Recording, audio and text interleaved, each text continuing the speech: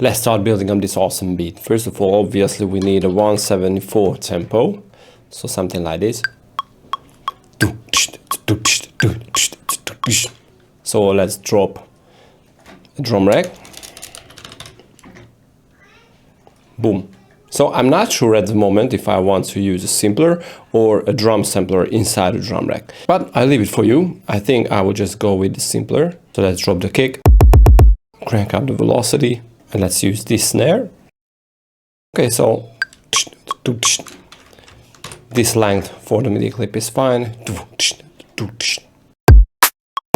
We are almost done with the drums, but I want to add something more. For example, this hat loop. This almost sounds like a shaker, but this is too loud. Now my problem is that I need some accent here. So this is something that acoustic drummers always put in. So let's use this hi-hat for it. It's a little similar sounding to the shaker loop, and this is actually important. So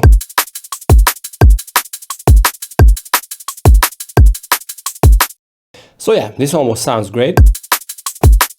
Now my problem is that I think the kick drum is a little too long, especially because this is a drum bass song. You know, the mix line will be so busy. We definitely want to keep space and keep room for the instruments. So let's make it shorter, something like that. Yeah, so the main part, in drum and bass at least, of the kick is the mid-range and the transient, so you don't want to have too subby and too long low end part for a kick. Yeah, this is cool, but I also want to add an EQ to, you know, EQ it a little, especially on the mids and on the mid-lows. I think this is a little too hard that way, so let's... Yeah, but we will see if we need to keep this. It always depends on the musical surrounding. Right, and there is one more thing I miss here, is a reverb on the snare, because it's too dry at the moment. So let's pull back. We need just to make it really short.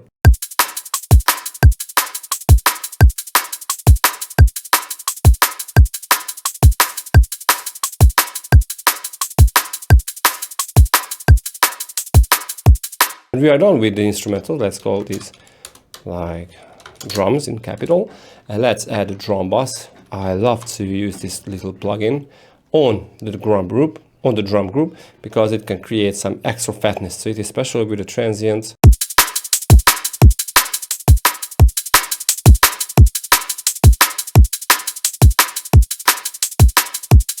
I'm pulling back the trip because it basically just, you know, decreases the volume. This way we won't have some crunch, well, any saturation on the drums, but some extra compression and extra transient and stuff like that, and some coloring, but I don't want to overcrunch the drums. All right, and an extra EQ after the drum bass.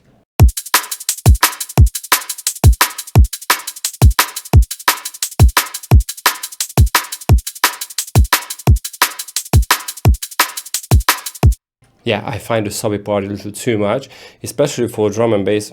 It is not necessary, and the highs were a little too crisp. But right now, I think this is fine.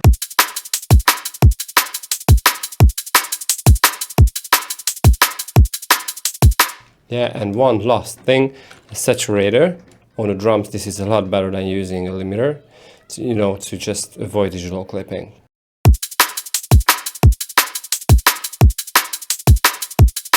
Yeah, cool. Okay, so this is a drum. Let's find some cool chords for this music.